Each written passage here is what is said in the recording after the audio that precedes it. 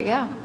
Okay. Thank you, Laurie. And as far as the workshop that Marion was talking about, if you think, oh, it's too late, I can't be ready, the sketch that we're actually pouring is fairly simple, and you just have to transfer it on a watercolor paper. So you could do that tonight. If you don't have it masked by tomorrow, you can work on that. The thing about pours is you pour it and then it sits for a long time because it has to dry. So you'll have time to catch up if you think you may want to take it. That's just letting you know that, okay? Yeah. So, okay, we're going to start with mixing. First of all, here's our project we're going to be pouring tonight. Is this right side up to you guys? Yeah. Mm-hmm. This is the entryway to Westminster Abbey, which I was lucky enough to be in 2 years ago. If you've never been there, I mean, it is an artist's dream in there, the sculptures and the paintings, it's just amazing. So this is just why you're waiting outside for them to let you in. My photograph, and I'm going to pass this around because I don't need it while I'm pouring, but I'm going to pass around. You can see how I posterize it. You can see the separation between the values, that they're hard lined, they're not blended.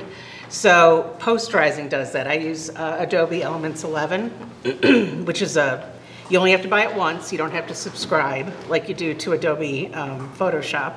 So you pay for it once and you have it forever. But this is the posterizing, and what it does is it takes every value and separates it from its next value next door. So that way it makes things a lot easier to draw, a lot easier to see your values, and it's critical when you're pouring because it'll actually tell you what you need to mask next. And I'm going to be pouring from dark to light, and here's something else about the photo. If you can see, the darkest darks are teeny tiny little spaces. Can you imagine the masking it would take to mask off everything except these little teeny tiny spaces? So what I do is I have what I call a target dark. So if I have a painting that has very tiny little darkest darks, but then it has this next value like this, okay, this dark gray, which is in a lot more places, that's my target. So I'm going to mask everything that's lighter than that. Does that make sense? Mm-hmm. So that way my first pour will be this, not quite that dark, because it's going to keep glazing over with every pour. You'll see as I go along. And then I'll just put these darks in with a brush, the teeny tiny ones. It'll save you on masking, and it's save you on a headache. That's a lot of masking. So always look, if your darkest darks don't work, look at your next lightest dark. And that might be your target dark. If it takes over more of your painting, that's the one you shoot for, okay? Pass it around? Yes, pass it around, please. Okay, now we're going to mix our paint. And these are my 4 colors, which is Quin Gold. This is Daniel Smith. Quin Magenta or Quin Rose. It's also Daniel Smith. This is Cobalt Blue, which is Winsor Newton. And this is Antwerp Blue. And the only place you can get this is Winsor Newton. People go, can I use Prussian? Can I use Indonethrian? No. They'll make mud. This will not make mud. It's a clear, I'll show you what it looks like on paper. It is a gorgeous. And I got introduced to this color by Linda Baker, yeah. Can you go through those colors one more time? Oh, I will, several times. You'll be hearing about it, yeah. I'm gonna take it out of my palette because this isn't mixed yet.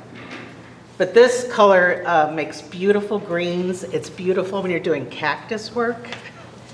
It's a beautiful, see how you can see through it and still see the paper, but it's a dark, vibrant, greenish blue, okay? Can you put it up too, because sometimes the color is different. I mean, so just Oh, this way. Oh, yes, it looks very different.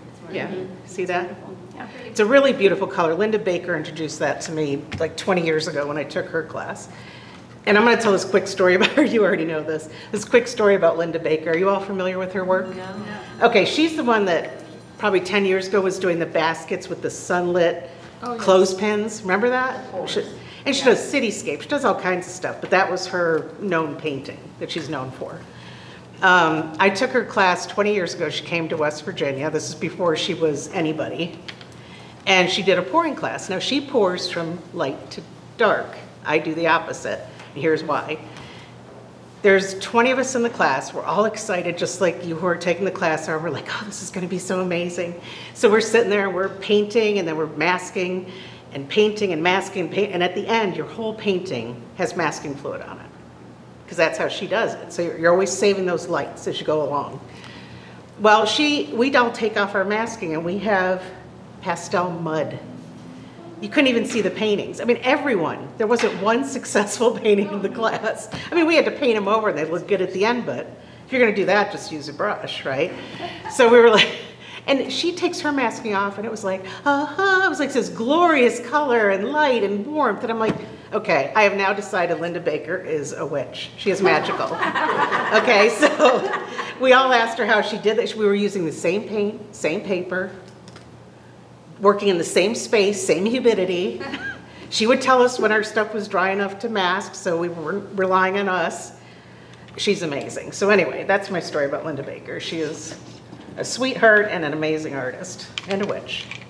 So, okay, now to mix our paint, and this is what I told you, it's foolproof. Here's the value scale that we're all used to. I'll just hold it up. Yep. Can everybody hear me, by the way? Yeah. Oh, yeah. See, I knew I wouldn't need the microphone. Just not necessary. I'm a New Yorker, we talk loud. Okay, so here's what we're all used to seeing. Here's what I suggest you do with every color that you use commonly in your palette. Not every color, but the ones you use most of the time. Do a value scale for those. Okay, see how dark they can get and how light they can get. So what you can achieve with each one. So here's my rose or my magenta, whichever, they're both very close. Here's my cobalt and here's my Antwerp. Okay, and here's how, oops, let me get them back in order.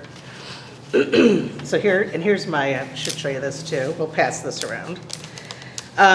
When I came up with, and Linda, this is another Linda Baker story, same class.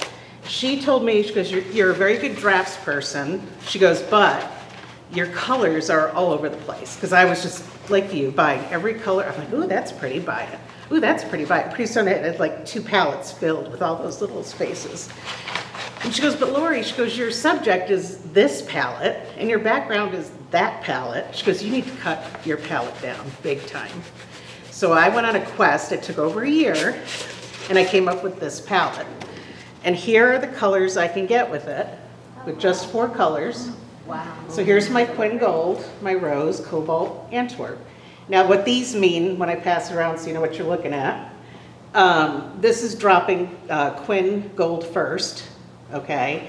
Then 2 Rose into that, and the L means light. In other words, more water, less pigment. Same thing over here, but D for dark, meaning more pigment, less water. So that's how you interpret my little scratchings here, but you can pass it around, everybody can take a peek. But that's how I came with this palette, it just doesn't make mud. So I don't have to worry about that. And now my paintings are color unified, meaning judges look at them and go, okay, that's what it should look like. The background matches the foreground. Okay, so now I'm going to mix these. Use an old brush to mix. And what I put in is, here's the tubes. This was full. So see, it's not even half a tube. It's like 1/3 of a tube. Okay, and I put it in the bottom. You end up with like a quarter-size thick blob of paint is what you want to see down here. Then you pour in water until it's just, see how it's not covered? You can still see the little islands of paint. So just pour in enough water where you can still see the paint. Get your old brush. I always start with my gold because the last thing I want to do is get any Antwerp in this by mistake. So start with your gold and you have to mix more than you think. Because tube paint does not want to turn to liquid that easy.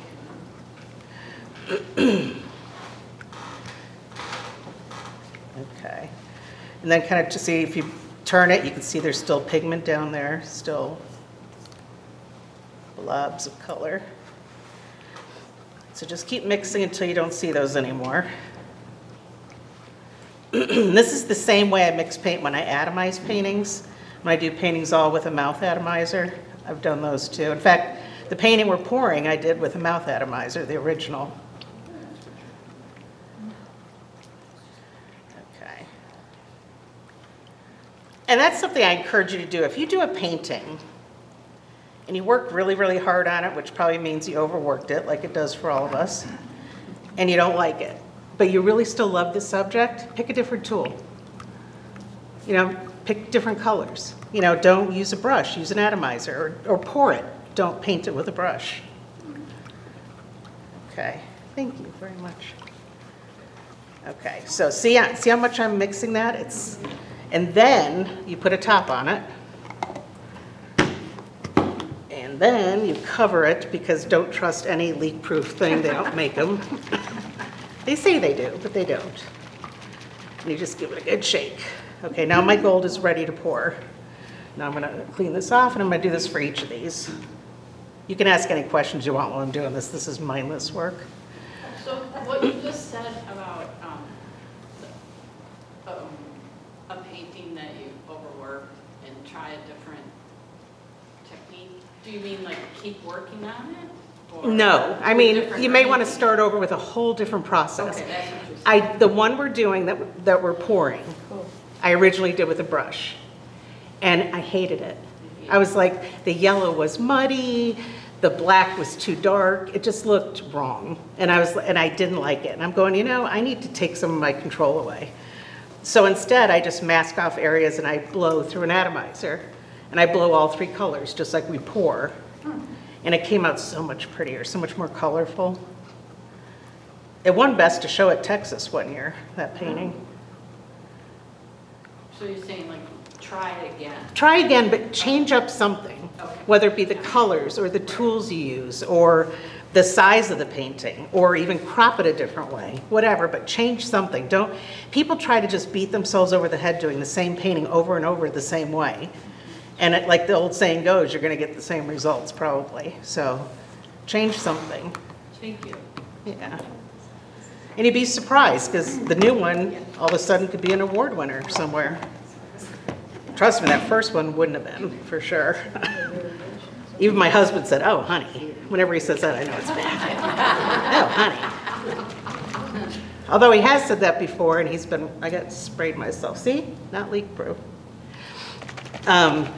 He has said that before, though, and it's won awards, the painting he doesn't like, so he's not always right. But he now has a art degree learning all this stuff. Okay. So Laurie, you said that Antwerp Blue is which company? Winsor Newton. Windsor. Yeah. I've looked, nobody else makes it. They make other blues that are similar, but they're usually got a little more black in them, a little more muddy. Not as pretty. What's that? I said I had those colors, but I'm not sure that I had that quantity. Enough paint, she says. I don't know if I have enough Oh, in my I gotta get this dot off my glasses. I keep seeing rose through my glasses here. Everyone will chip in. We'll figure it out. It's not that much, it's just a third of a tube. I mean, this is the little tubes. I think my Antwerp was in a smaller tube. but if I Oh, had to like do the it little more than teeny, once- teeny ones? I have Antwerp with me. I brought extra of that, because that's what people have trouble finding. I think I have 3 tubes this big. You'll be fine. I'll be fine. Yeah. Overnight. There's Amazon or there's Laurie, and she's right here, so I got paint. I always try to make sure I bring enough of all the questionable stuff so people can be successful.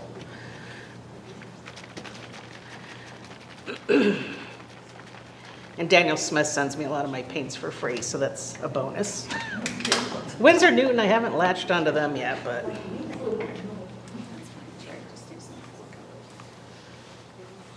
Linda, are the others Winsor Newton? Yeah, these are Winsor Newton, the blues, and my lamp black is Winsor Newton, but I also get that from Daniel Smith. Daniel Smith is the quinacridons. Did you say approximately how much water you have in each of Yeah, when you put your blob of paint in there on the Yeah. flat part of your jar, you just want to not quite cover it, so you still see a little bit of the paint, like a little island, popping above the water. Doesn't that depend on the size of jar we're using? If you're using something that has a bottom that big, yeah. But if you're using anything that's like this, like even that big, it'll be okay. Yeah. Definitely under pour the water. You can always add more. You don't want to keep adding more paint. But I'm going to show you how to check these too, to be sure you got the right consistency for the pour.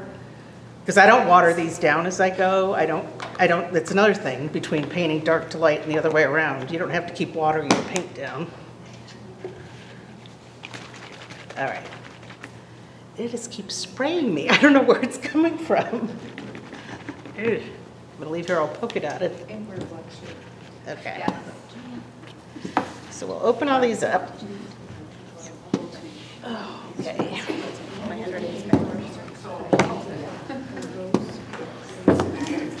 All right, this is where these are going to come into play. Okay, so we're going to go to our gold.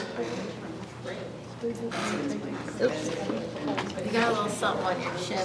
Do I? I'm not Other surprised. side. It's okay, looks like. There it is. Yeah, now you're blue. You're totally blue. Am I really? It's not that bad. You have blue chin. A blue polka dot. Okay, so we're going to get our value studies that we did before.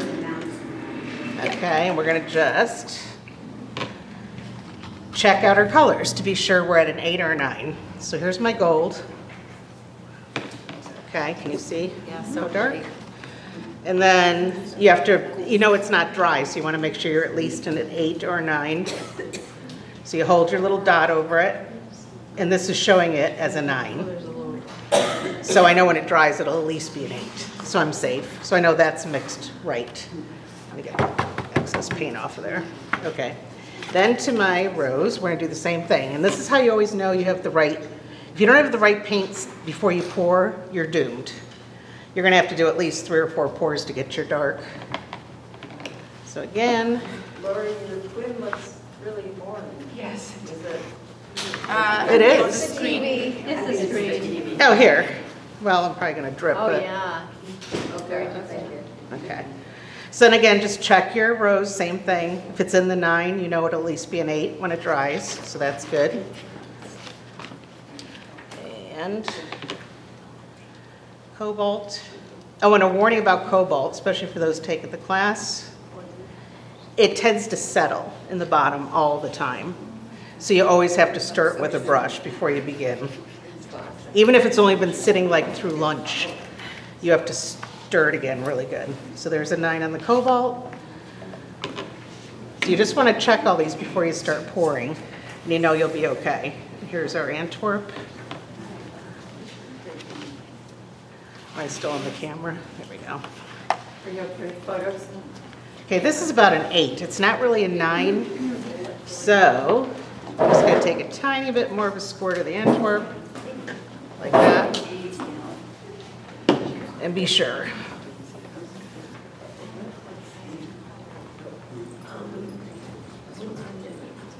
Okay. And next we're going to start pouring. Okay. Okay, let's try it again. See, that looks better already. It's thicker. Okay. Now we're at a 9. So you're welcome to borrow these when we're taking the class. I don't expect you to go home tonight and make these, but I do suggest that you do make these for your colors when you're painting. It's always good to know what your colors can do for you. Do I still got that blue there? No, you're all right. Are you just teasing me? Yeah, no. I'm gonna get her later. No, you're not teasing You me. have removed it. Yeah. I'm gonna get you later. You're lucky you're leaving town. Okay, so. I'm here tomorrow. Wednesday. I leave Friday night on a So now that we know our colors are all mixed and they're right, I always line them up, okay, to the left of my workspace, and I always put them in this order. Okay. Get all these out of here. Okay. My brush out of the water. Okay, so here is the sketch, okay, of the entryway to Westminster. All right, so this is done by the posterizing. You can even see the same marks I showed you on the photograph. So every mark that's on here is now on my paper. And I just do this, by graphing, measuring, all that usual stuff we use to make sure everything's in line. And the first thing I did was line up the top of all these. I figured out the angle and the tops of these, so I knew once I started with that, I could build the roof up and the doorways down. So that is how I did that. And here's the first masking. And I know Marion's gonna say, well, that's less than we had to do. Okay, so here's the first masking. Round it out here. This had to travel. Okay, so there's the first masking. So now the darkest darks, or my target dark in this case here, is going to catch paint. Everything lighter than that has masking on it, okay? So, and you can do, the nice thing is when you're masking, you can take your time. When you're pouring, you gotta keep moving, but not as fast as you think. So you'll see when I'm doing this. But when you're masking, you can take your time and make sure everything's right. That's what I like about this process. You can plan ahead. Okay. I love your organization, I have to tell you. I This is know. amazing. Oh, it only took me a week at home. That's all. No, I've been to demos where people just yada, yada, yada, and then they do like a quarter of their painting. And I'm like, yeah, but how do you do the sky? Or how did you paint that dog? You know, and it's like, oh, you can look at that online, and they show it to you finished. I'm like, big whoop, I didn't get to see how you did it. Okay, this is on dry paper. I am not going to water it down or anything, because we want a dark, right? So we don't want watery paper. So you're not gonna pour the whole mug full? No, I do that for a full sheet. I use these. And I brought pipettes for everyone. I have these for everybody, so don't worry. You didn't need these. I get them like from a medical supply. They're really inexpensive. But anyway, what we're gonna do, yeah, because on a half a sheet, you don't need, that's a waste. All that's gonna end up in this thing. And I'm not painting this, I'm painting that. So one thing else I gotta do before I begin, I always forget this part. And so you don't tape your paper.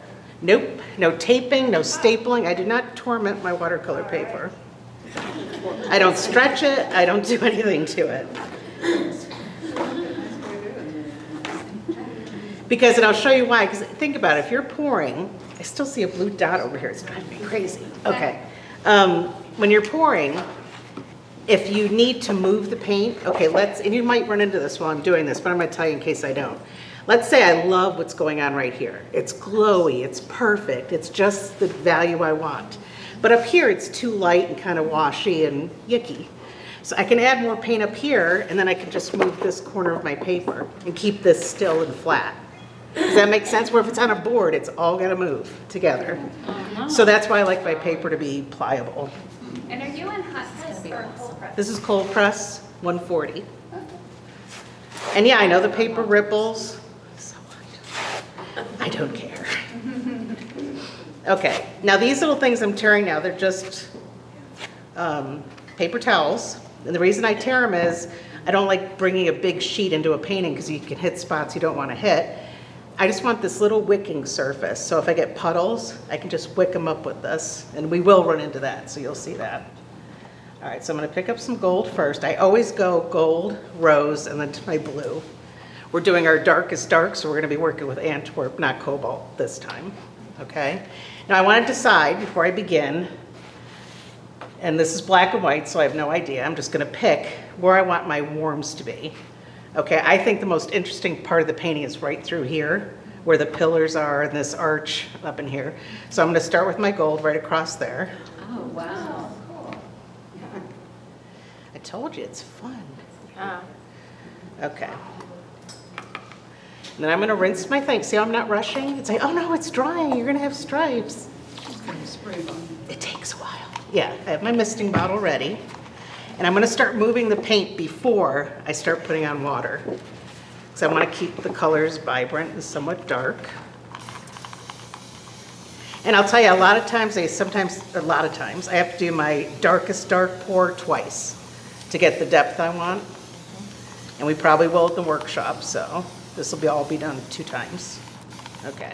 And we're gonna move some more. Okay. Don't forget to go side by side too to get rid of some of those stripes. Okay.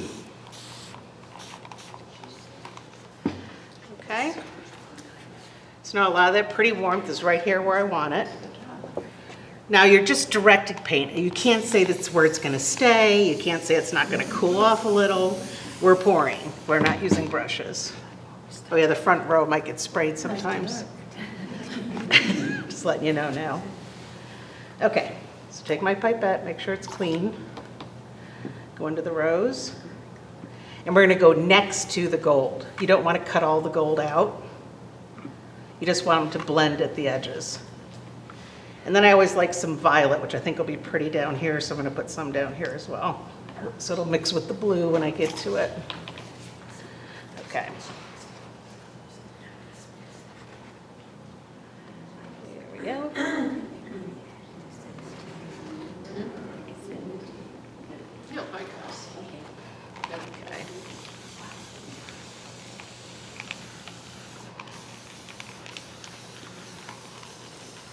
Yeah, if you don't have one of these atomizing bottles, you can use a misting. Just make sure you have one of those ones you can kind of screw tight so you get a mist instead So it's of a big very drops. fine mist you're using. Yeah, this is actually, who invented these were hairdressers. And that's when I had my first one, but these I've bought since. I used to be a hairdresser in New York.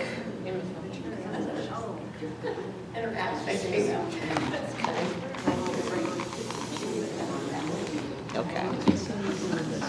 The masking is so pretty with it. It's what? The masking looks pretty with it. I know, doesn't it? It does have that blue color that we were talking about, but it's not, you just don't want it sticking to your paper after, it's like a paint. Linda, is there a brand? She's not the first one I've heard of saying that's happened though. Linda, is there a brand of atomizer you really like working with? I got these, both of these I got off of Amazon. Okay. Yeah, and it's just called an atomizing spray bottle. Or misting bottle, okay. So, rinse, rinse. We're gonna go right to our Antwerp because I want dark. This is the scary one that everyone taking the class is gonna be afraid of. Because it's dark. Now this I saved mostly for the corners and edges of the paper.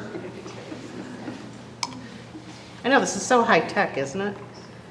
That's kind of what I like about it though. It's kind of like when you were a kid painting in school. It's just, my little grandson loves doing this. We get on the floor with the big, I throw out this whole blue mat that's it's like bigger than those. We just paint on the floor. Okay. Here we go.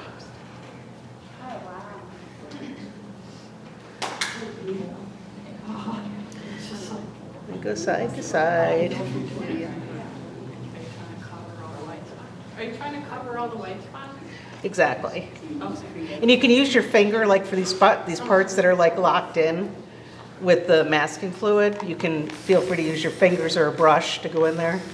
But you don't want it to look painted, so if you go in with a brush, you need to just kind of haphazardly do this and not paint. So kind of put it out of your control and just move the paint around to cover any white spots. Like, especially at the corners and the edges, they tend to get some. Now, what I don't like is I've lost some of my gold. And if it is all this wet, which yours won't be, I guarantee you, in the class, because you're just going to be working slower because it's new, just like I do when something's new. But if it's this wet, you go back in and put your gold back in your warm spots.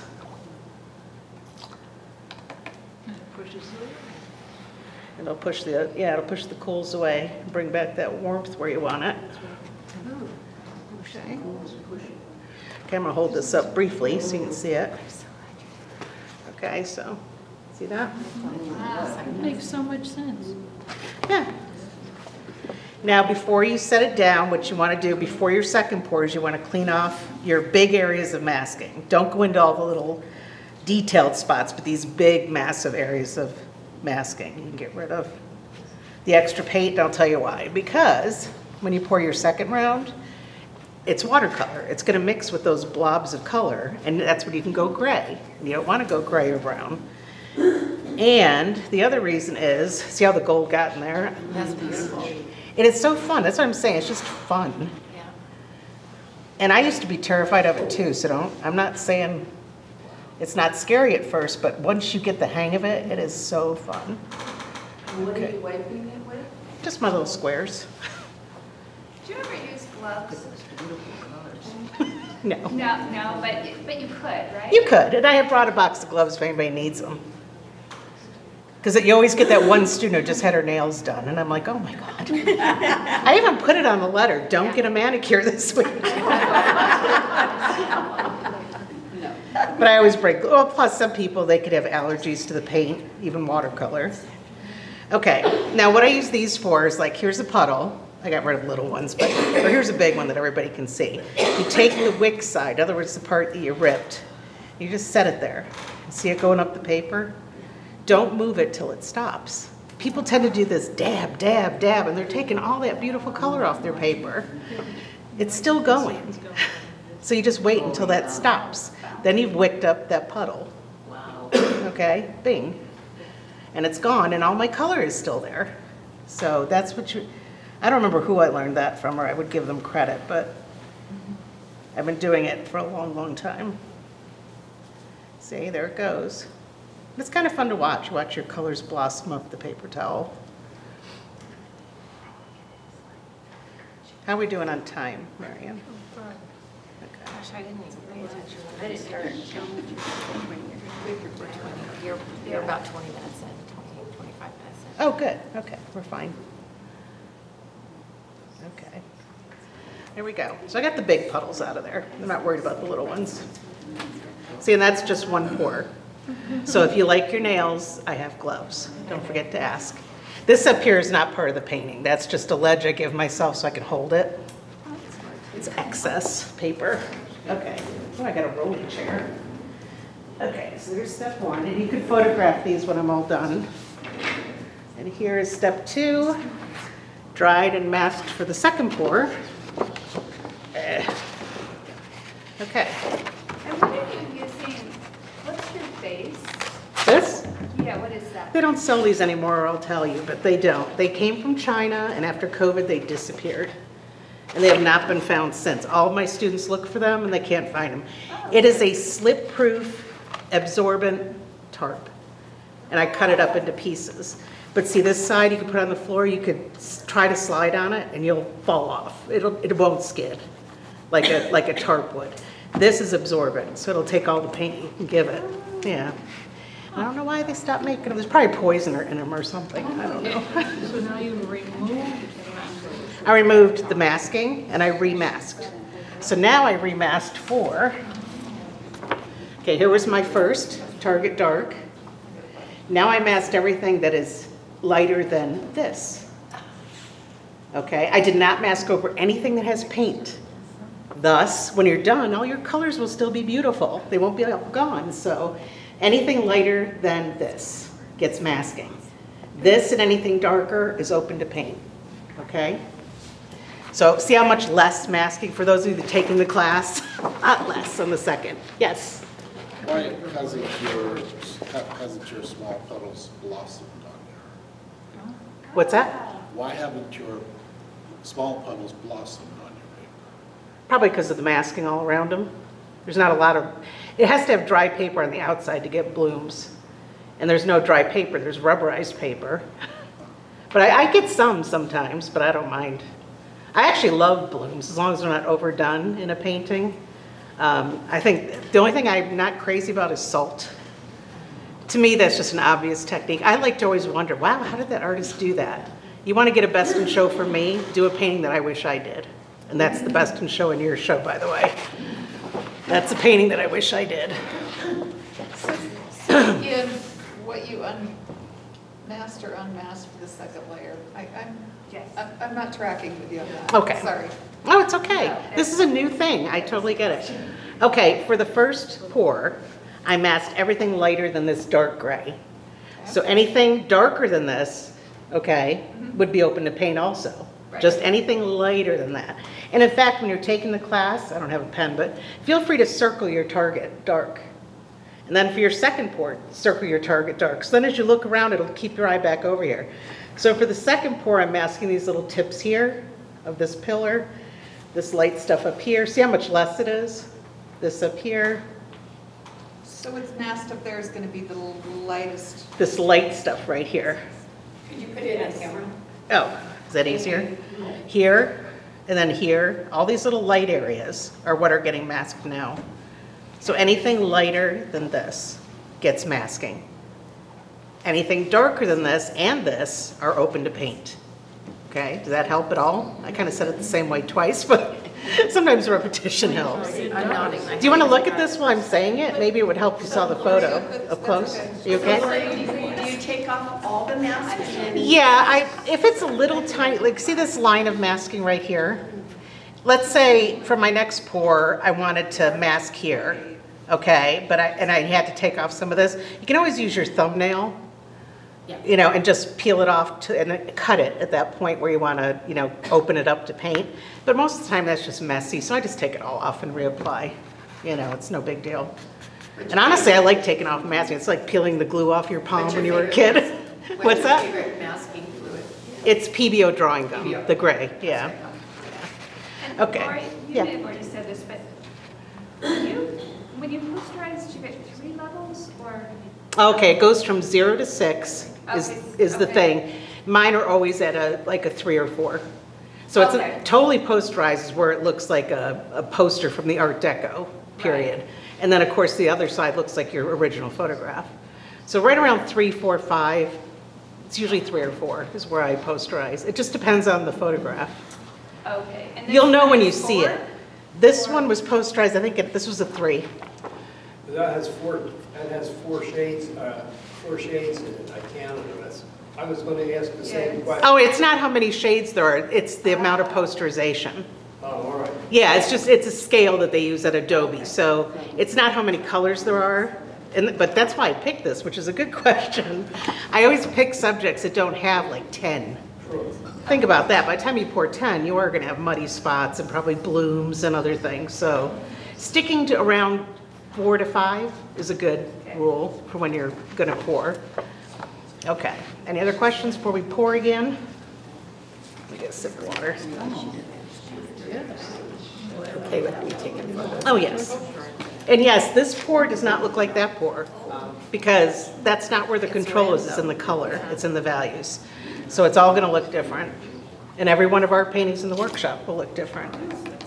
Okay, again, this is on dry paper. I have not watered this down. And the only key here is you want to keep in your same neighborhood. So in other words, I'm not gonna suddenly put yellow down here, because what's that gonna do to this purple? Green. Oh, it's gonna make, yeah, brown, mud. Okay, so I'm gonna stay where my golds are.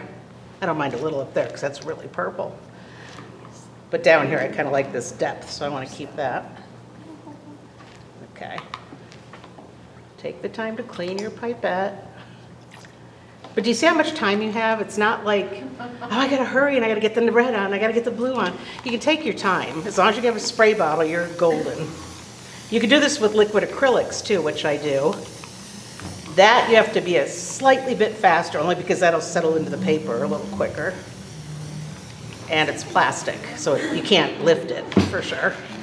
Okay, so we're gonna just let it go.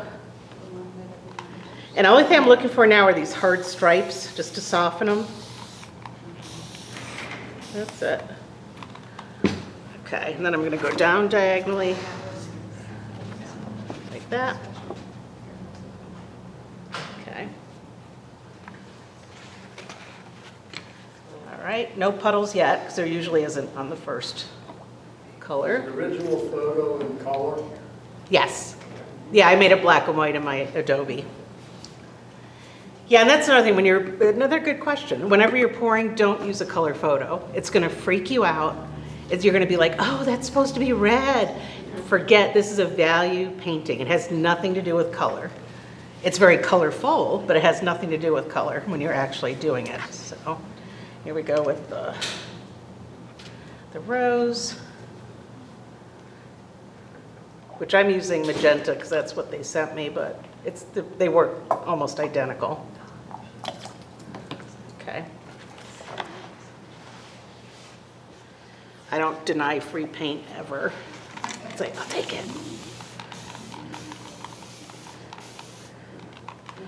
And I have a friend who paints totally opposite. Her palette looks nothing like mine, so whatever I can't use, I give to her. Okay. Just watch those hard stripes. That's all you're worried about, is just making sure they're not too strong. Okay, here we go. There's that second color. All right, now down. Okay. Got a little bit of hard stripes here, so I'm just going to go over those real fast. Look for puddles. I still don't see any really bad ones. Now, Antwerp is done. We're done with that. It's over. Now we're on to cobalt. Why are you all done with Because that's my darkest dark. it? Oh, So now I'm working now towards the light, so I want to go into my lighter blue, my cooler lighter blue. Not cool like nifty, cool like, not warm.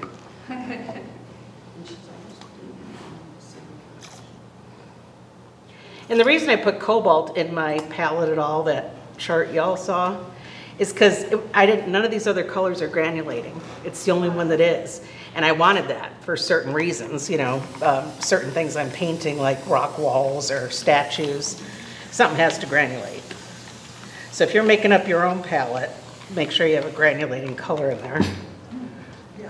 Laurie, do you always pour your paint in the same direction?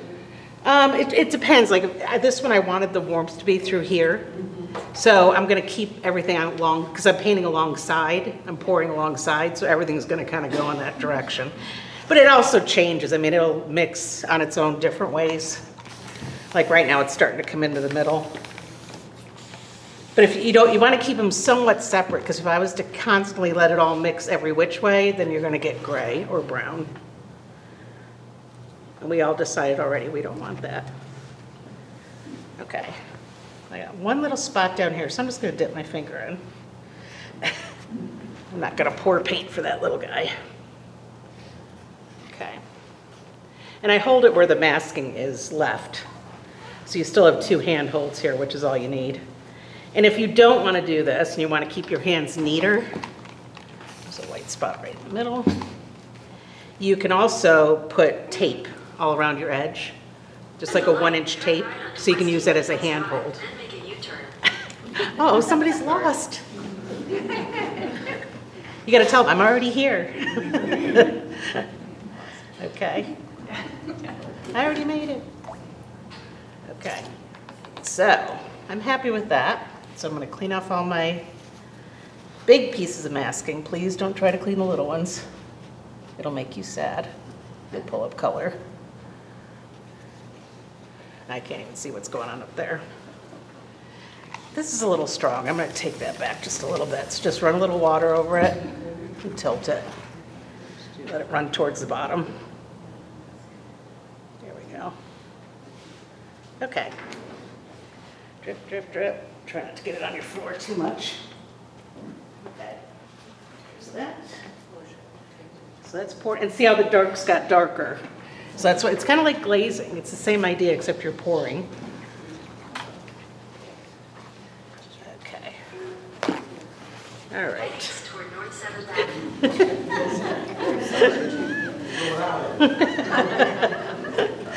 Okay. So here is pour number 3. We're going to start pour number 3. Now, very little masking at all here. If you can feel this, there's no masking anywhere except up to that light corner, which is the sky up here. Okay, it's the only thing that's masked. See, it just gets to be, that's the only thing I like. It's less and less and less of the not fun part. Okay. Oh, and by the way, anyone who comes to one of my demos or takes a workshop, you can, when you want to try this, feel free to email me. If you have a question or you don't remember something, this is recorded, so that'll help, but some people don't record things. But if you have a question about the subject you're choosing, whatever, I usually answer in one day. Can you talk about subjects and what photos? I wouldn't start with something like this. Okay, what would you start with? My first one I did was, it was seashells on a black background, so little masking. All I had to mask were parts of the shells. Something simple like fruit or flowers. I wouldn't do I pour portraits even. I wouldn't start with anything like that. That's what I'm saying. Start with simple things. I did too, and it's much easier. Oh, and I also did a stack of cookies. Just simple shapes, dark backgrounds. Save your masking.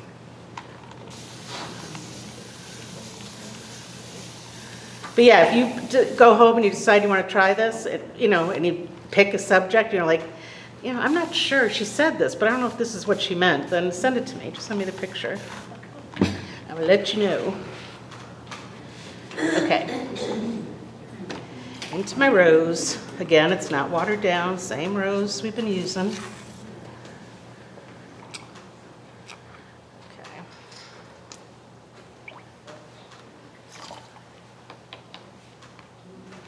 Now I'm running out of places to hold this, so I'm gonna just be careful and just hold the very, very edge. So now you're just down to 2 colors. Yeah, well, basically, there's this one masked area that's sky, and then, yeah, and there's gonna be 3 after this. There'll be 3 values. I And mean, then, you're just pouring 2, or are you gonna do the blue again? oh, I'm gonna do the blue. Oh, okay. Yeah, you have to always use all 3 of your primaries, so to speak, because if you don't, you'll just end up with an orange or red painting. And you need that blue to kind of tone things down and, And the 3 primaries were the rose, the gold, and and either blue, a blue. Either? Yeah, either one. I mean, you don't want to keep going with the anthrop only because it's too dark. You have to start going lighter, which I usually do in my second pour. Oop, there we go. Try not to squirt you guys in the front.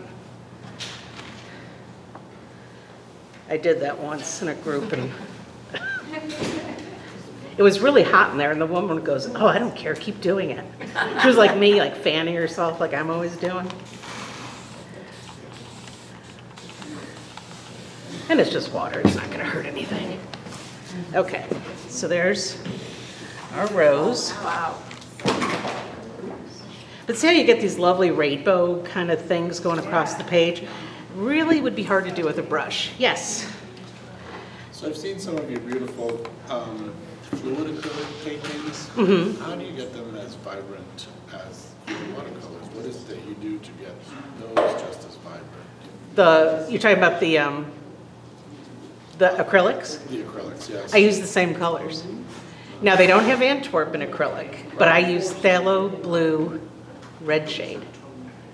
And golden. I use the golden fluid acrylics, not the little tiny ones, the big liquid acrylics. So the do you big. saturate them more with water or just about the same as Same. your watercolors? Yep, same thing. I just make sure the water just covers my puddle of acrylics and then I mix it. And then I check it with my value things. Yep, On watercolor paper? on watercolor paper. And when you're done, it looks, I almost did that, it looks just like watercolor, Yeah. which you have to be careful about because if you enter it in a watercolor only show, you're gonna get in trouble. And what I do, if you do you paint both? Okay, if you use acrylics in a watercolor or aqueous fashion, make sure on the back of your painting, because I forget, and I don't know if you do, but I forget, I'll put A or I'll put WC.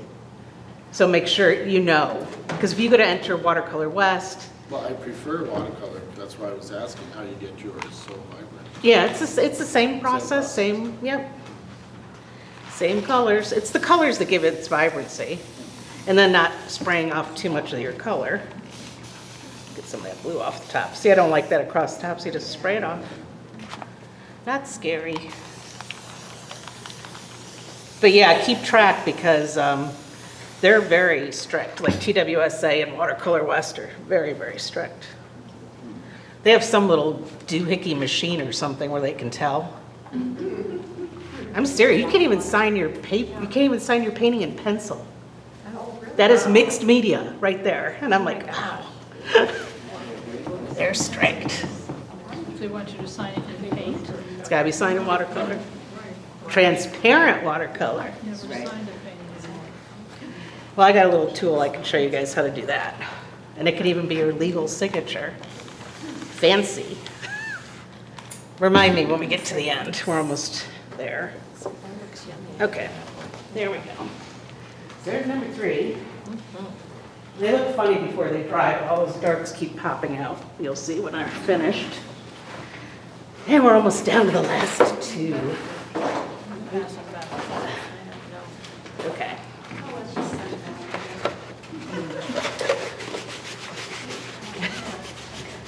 Ooh, food. Okay. Ooh, pretty. So see how all the darks are popping back? What an awful wonderful. Gosh, that looks like. It makes Yeah. complete sense. And I'm not nitpicking through all this stuff because I do that when I do the Doing masking. it backwards. So that way, even in the tiniest areas, like right here, this teeny tiny area has blue, it has gold, it has rose. Oh, I love it. Yeah, so it's just a really fun way to paint. I think you're all gonna really take to it, it's fun. And not as hard as you think. Do you Okay. apply your masking fluid with a brush? Yep, I use, I outline with a smaller brush. I buy these cheap Royal Langanickle brushes. You can buy them on Amazon. I hate plugging Amazon. But you can get a big plastic container full of these. It's like 100 brushes for $50. Wow.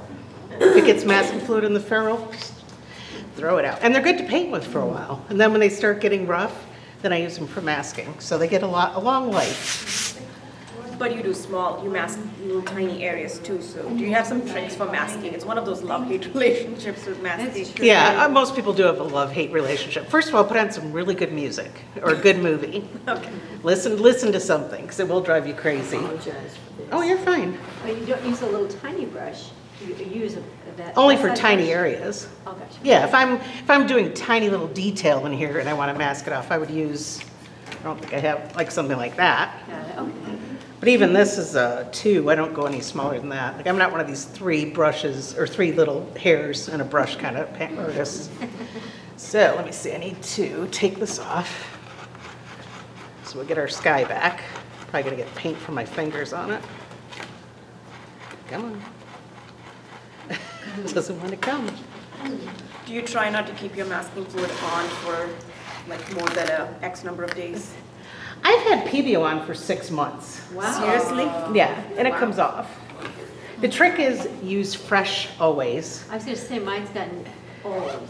and it If it's doesn't- old, you cannot use it. It will not come out of your paper. It'll seep its way in. Yep. Okay. Here's a lift. This will be easier.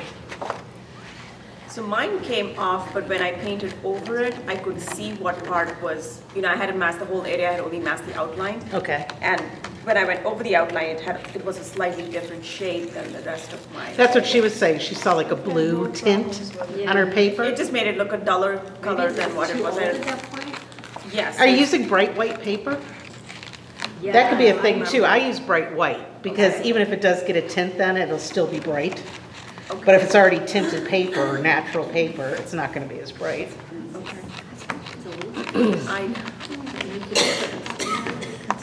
Okay, here we go. Mine never shows off. This has been on for a while, that's why it's coming off. Usually mine comes off easier. When I do one of these, I lay all the steps out, and then I send pictures to my friend in Michigan. And I get her opinion, because we've been painting together for 27 years, and I'm like, do you think they'll like this one? We do. No, start over. Okay, so here it is with the sky now showing. Wow, I just love that. And now all I have left is to put those darks back in. So this is when I go back to my photo, and I'm gonna put all these little itty bitty blacks back in, just with a brush. Now use a brush. Now we use a brush. Not gonna use that teeny tiny one. Here we go. And I'm gonna go right into my lamp black. I'm not messing around with colors anymore. Lamp black, here's a secret, a John Selmanen secret. I always give credit. If you have the muddiest, let's say you did a landscape, in the front corner, you did all these grasses and brown grass and stuff, and it looks terrible. It's muddy, it looks chalky. Lamp black. You put some lamp black at the base of those weeds and stuff, all the colors come back. Because it's such a dead color that'll make all the colors around it just sing. Is there a brand, or does it matter? Any lamp black, I've used Daniel Smith and Winsor Newton, they're both good. Okay, So there's a little tip from John Selmanen. John Silver. Okay, I'm gonna work over here first. Okay, so I'm just gonna kind of go in. I'm not being super picky because this is an impressionistic painting, so I'm not gonna go like super detailed. Just following the shapes I see in my photograph. Are you done with the pours? Yes. The pouring is finished. And I just do these ahead because they would never dry in time, so. I like people to see the whole process, not just half of it because it's a demo. Because I don't like going to demos like Very that. organized. Yeah, like amazing too. You did Well, I used 40 to be a legal secretary. I was a hairdresser. I owned a salon. Yeah. I've had a very and my husband and I run a business together for the last 27 years. What's your business? Oh God, it's so boring. Everybody always asks me that. I wish. It is so super boring. But Marion already knows, so she'll tell you. We sell industrial supplies, like warehouse supplies. It's just the bane of my existence. I hate it. It's all accounting and purchase orders, and it's like accounts receivable. I do like the job of 6 women. And I hate it. He's just a salesman, so his job is not fun either, but at least there's only one. So now you're just eyeballing where to put it, right? Yeah, I'm just looking at this to see where the blacks go. Just to give some form and to make these colors pop more with the black. So why is lamp black better than the other blacks? Okay, lamp black is what it sounds like. It was originally made from the dust from lamps, the old time lamps back in the old days. The soot, yeah, thank you. Yeah. And so it has a very warm quality to it. That's why if you use it very, I don't know if I can do it watery enough here. Yeah, I can. But if you use it watery, where's my, well, here, I'll do it in here. It almost has like a brown, warm quality to it. See how that's a warm gray? That's not what you would call a cool gray. So, I think because of that, it just gives that dead quality that you need to make other colors really come alive. Is this your darkest value? Yes, always. Now, they don't have lamp black either in acrylic, which I'm sure he knows over there, but carbon black will work. You just gotta lay it on maybe in a couple steps instead of just one. So ivory black won't do the same thing? No. According to John, he's tried them all. Now, Lauren McCracken's new McCracken black is supposedly really dark, and I have not tried that yet, so I'm not sure. That's a Daniel Smith color. Yes, it is. I don't like the name, though. And it's nothing against Lauren, I just think it's weird, the McCracken black. Yeah. Like, if they were gonna name a color after me, I wouldn't want like Goldstein-Warren gold or something like that. Call it something else. Yeah. Kraken's like a Scottish sea monster. Yeah, exactly. That's what it does sound like that. Yeah, I was telling people earlier, I had to do a demo in front of him in Texas, and the terrifying thing, here I am, okay. The terrifying thing that happened was right at the beginning, of course, because I'm a Murphy, my mom's a Murphy. So we all know everything that can go wrong does.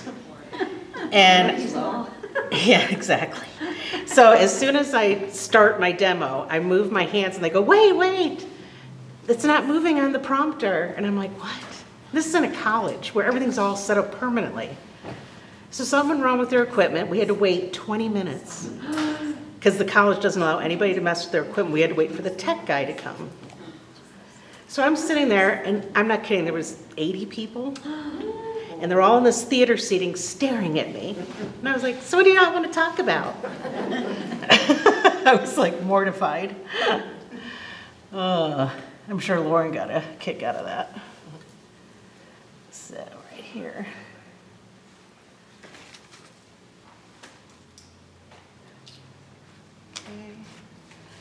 That's amazing how it makes everything else pop out Yeah, when you get the black on. and it's just the black. And I'm not going to do all this. I have the finished painting over here, so.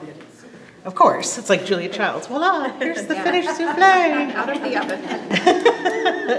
Did you ever see how she did that, though? There were all these people on the floor. Collecting her Handing her, she never even reached in an oven. No, they're handing her things out of the oven and stuff. She was like, thank you, here it is. I'm like, wow. She was the queen. She was the diva of the kitchen. She could figure it all out. Did you ever see Dan Aykroyd do her on Saturday Night Live back when we were all young? Love to see that. Did you see it? Yes. He saw it. He plays her? Yes, and he's sitting there and she's cutting, and he's doing the voice and everything just perfect. He has a wig on, he looks like her, and he's cutting all these vegetables and stuff, and all of a sudden he goes, oh, I seem to have cut myself a bit, and blood is just shooting across the stage. It was hysterical. Oh my God. I don't know what made me, well, Julia Childs, it made me think of it. Yeah. Very funny, though, routine. I mean, those were the best ones, don't you They think? were. The original cast. Yeah, they were great. I mean, Eddie Murphy, all of them, they were good, but there was nothing like that first cast. They were magic together. They've got some good ones now, but yeah, they're over. Great. Yeah. Gilda Radner, that was so sad. Oh my God. But now Gene Wilder's with her again. Yes, Jane Curtin, oh my gosh. Jane Curtin. Jane, you ignorant slut.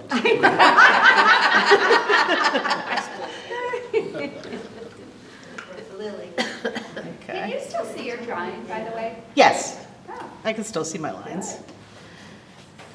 So you did these multiples of this for this demo. Right. But apart, so maybe my question applies to that, but also if you're just doing one, you're obviously not doing so many of them. But do you ever get bored with your picture? And you're like, No, you know what I do is I draw it once, okay, and that's Yeah. on this. Here's the original drawing. I go over it in marker, like I did here. Then I use a light box to pop all these off. yeah.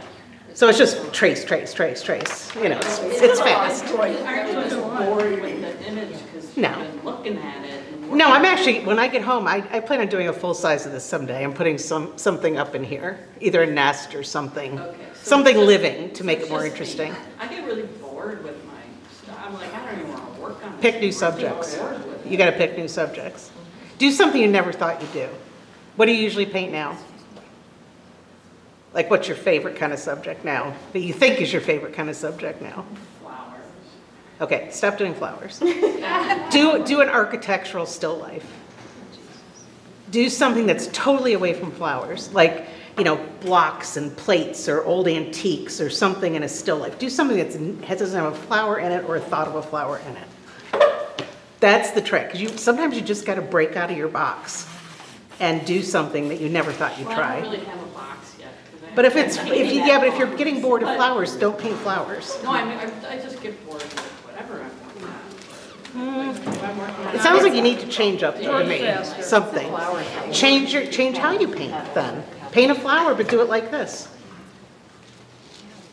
Mark Mahaffey actually has Thank you. he has a really good, what do you call it, DVD out. I think it's still available. Mark Mahaffey, do you know him? No, I don't. Okay, Mark Mahaffey. He has a DVD out where he pours a floral, or he pours a floral. I think he pours it, or is it mouth? No, it's poured. So check it out, and maybe need to change that up, is what I'm saying, you know? Like I said, if you should never be bored in your studio. I'm not bored, even if I'm cleaning my studio, I'm excited to be up there. You know what I mean? That's what, it should be your safe place, your little respite, away from tiger tape and warehouse supplies. Okay. Every time I go up there, I kind of go, ah. As soon as I go through the door, I'm like, oh, God, thank you. Okay, so here it is finished. Okay. My lord. But see, like all these blended colors, you cannot get with a brush. You could with a brush, but you better be really good at blending and getting colors next to each other without blooms and without hard lines. And you ended up graying the sky, it has so much more charm. I did. I knocked it back a little bit. I didn't want white right up at the corner. You never want that, brightest color right at the edge. So I made sure it was more in line with what's down here, that I left light. And I did do some scrubbing, which I should show you here. Okay, so let me find an area I did it. Okay, see this arch right here? This is why I like Fabriano. Okay, this is just a watercolor brush. It's not a scrubby brush. I'm not going to push, and scrub. I'm just running over the color with clear water. And I can get it a shade lighter. Oh, wow. Without ruining, I'm not roughing up my paper. I could paint over it again if I don't like it, because it won't be all roughed up. You know how you rough it up and then it's all dark if you have to add paint again? So see, you can lift so easily with this paper. And you're not using staining colors. No, Antwerp blue is a staining color. So the darkest. Yeah. But that's it. Yeah, but even that, I mean, you could pull up, let me find something that's dry. I did these first. Okay, they're dry. You can even pull up lamp black. I just call it, when I'm doing it, it's like tickle, tickle, tickle. Okay, see? You can pull up lamp black even, if you don't like the way that looks. What else was I gonna, signing your paintings. Okay. Here, there was something I was gonna show you at the end. I know I'd drop it. I'm dropping everything. Well, I'll find that red thing later. It comes, Got it. there's a little red cap. I have it. Oh, good, thanks. I didn't think you'd find that. I figured it'd roll all over. Okay, this is a painting pen. It's all brass, so just type it brass painting pen on Amazon. They used to sell them at the art stores, but I haven't found them there in a while. I don't know if they just dropped it or what, but I know a company bought this company out. But people have bought the new ones and say they work really well. So if you want to sign your painting but use your legal signature, might as well sign this one, 'cause I haven't yet. Okay, you just take the little bucket, where's my, okay, you fill it with water, you put the little plunger over it, and squeeze, just make sure it's cleaned out. Okay. Tap, tap, tap. And I need one of these. Okay, so just take your brush.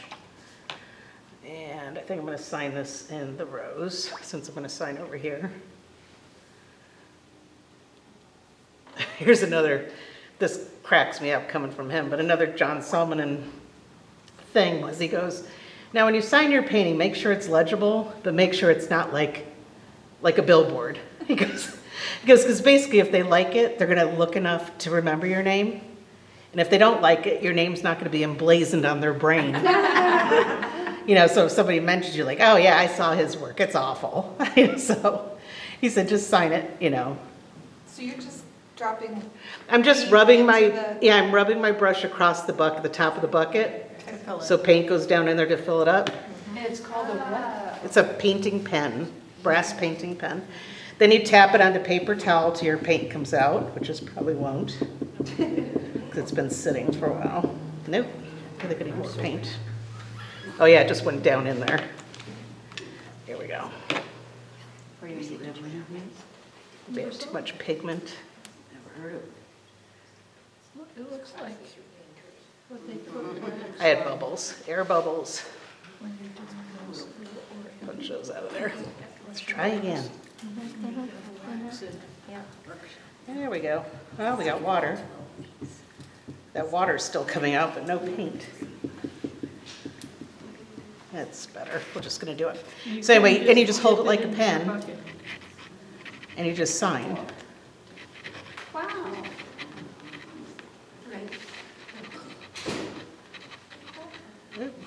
There we go. And that's it. You have a legal signature on your painting. Okay, so where did you get that? That's awesome. I hate to say it again. Keep in mind, people, I am not an Amazon fan, but I live out in the middle of nowhere. I live in a 150-year-old log cabin, 14 miles from the nearest stop sign. So Amazon is my friend, and I hate to say that. Industrial supplies out there? We ship all over the country. Yeah, we have a warehouse out there. We ship. People don't come to us, that's for sure. What do you call that again? It's a brass painting pen. And why does that work differently than just a regular paintbrush? A lot of people can't do a signature with a paintbrush. They can do block letters and things like that, but they can't do a legal signature. And people go, well, why do you want your legal signature out there? Because somebody could. But down the road, and your kids, grandkids, whoever's selling your paintings eventually, because God knows we aren't, it's important to have that legal signature, because then somebody's not faking your work. You know what I mean? So it will mean something long after what it means to you, safety-wise, for your credit or whatever. And people don't go to art shows to steal signatures. You know, that's just, I don't even think the creeps would think of that, so. So it's just, and it's a nice, easy way to sign. It looks nice. And people will know your signature, because it's always the same. Wonderful. Okay? Awesome. Thank you. And there's my hands. And my face, probably.